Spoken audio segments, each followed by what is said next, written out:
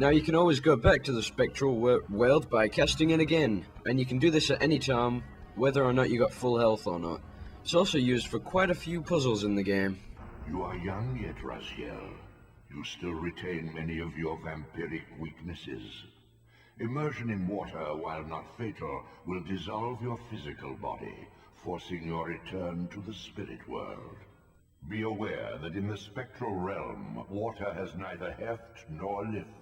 It stands as thin as air. So the translation to that is, if you fall in water, you're basically dead.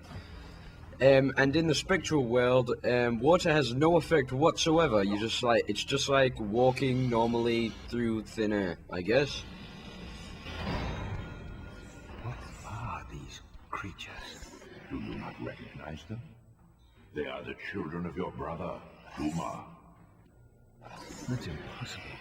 These foul, scuttling beasts could not be kin of our high blood. Do you suppose that time stood still for you, Raziel? Much has changed since you passed from the world of men. Now, if that's someone's son, someone's seriously into some bestiality. I knew my opponent's weaknesses, having suffered them myself. Physical wounds are fleeting. A vampire's immortal flesh begins to close as soon as it is cleaved. Vampires need only fear those wounds that impale or inflame. Water scorches like acid, and fledglings are devastated by sunlight's touch. I would have to modify my tactics to suit my foes. These certainly aren't the vampires out of Twilight, I can tell you that for nothing. And these ones actually die in sunlight when you throw them into them. From the flesh, a creature's soul fades swiftly into the spectral realm. Draw it in quickly, Raziel, or you will be compelled to follow. Well said, creepy-voiced guy. If you don't actually eat their soul, they can actually come back to life. So yeah, you might want to eat their soul before you take on any others that you may find. And another way you can kill your enemies is by throwing them into spikes, which I always have trouble doing.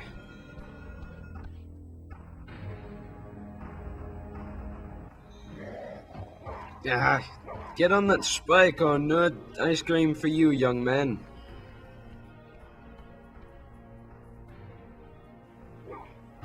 Oh, Kia, bitch. Alright, so now we've got some serious puzzle solving to do. Your physical prowess surpasses what you knew in life. Even massive obstacles can be moved effortlessly. So even though we're anorexic, we can move giant obstacles like this giant concrete cube looking thing. So since I've done this like a million times, I know exactly where to go.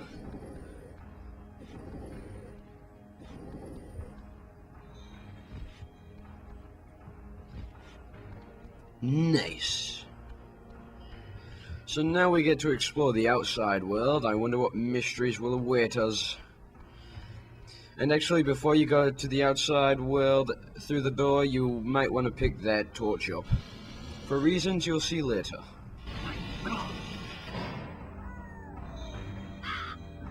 The sanctuary of the clans reduced to ruin. Beyond these walls lay the pillars of Nosgoth, the seat of Kain's empire. How humble it now appeared, collapsing into the dust of its former magnificence. And yet, I had only just emerged. In the instant between my execution and resurrection, centuries had apparently passed. This world is wrecked with cataclysms. The earth strains to shrug off the pestilence of Kain's parasitic empire. The fate of this world was preordained in an instant by a solitary man. Unwilling to martyr himself to restore Nosgoth's balance, Kain condemned the world to the decay you see. In that moment, the unraveling began. Now it is nearly played out. Nosgoth teeters on the brink of collapse. Its fragile balance cannot hold. Yeah, so that's where we were in the opening cutscene in that castle. So now we get to some weapon fighting. Now when you've actually made someone like all dazed and stuff, you can set them on fire with the torch now, which is pretty awesome. Now you can keep going back to that fire over there.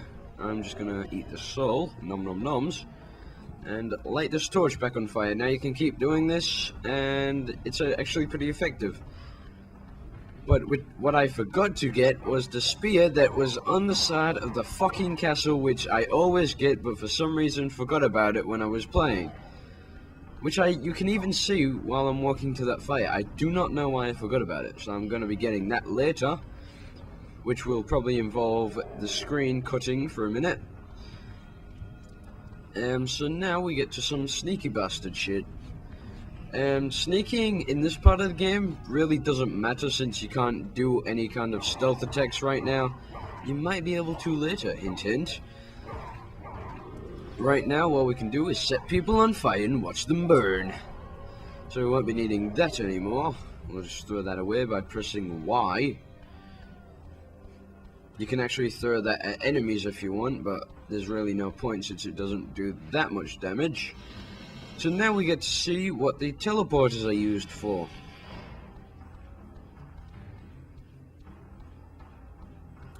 So, does this thing remind you of anything? I bet it does. If you watched the first video, it should. Yeah, now you can actually teleport back to where the other one was, and there'll be loads of these in different worlds, so you can, like, go to each different room with one of these in, and when you walk out the door, voila, you'll be in a completely different place.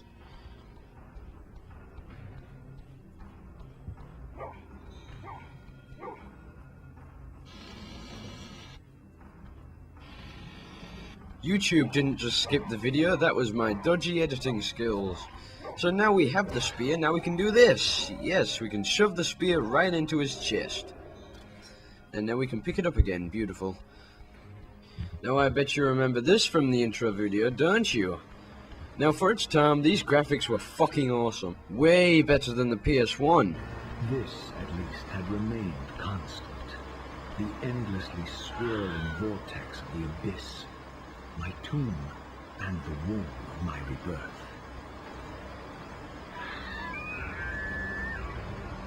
Though much of Noscott's landscape had changed, these cliffs gave me my bearings. My clan territory was to the west. I was anxious to see how my descendants had fared during the centuries of my absence. So in the next episode of Legacy of Kain Soulweaver, we'll find out what lies to the west. Will Azrael regain revenge? Maybe, maybe not. Find out in the next part of Legacy of Kain Soulweaver.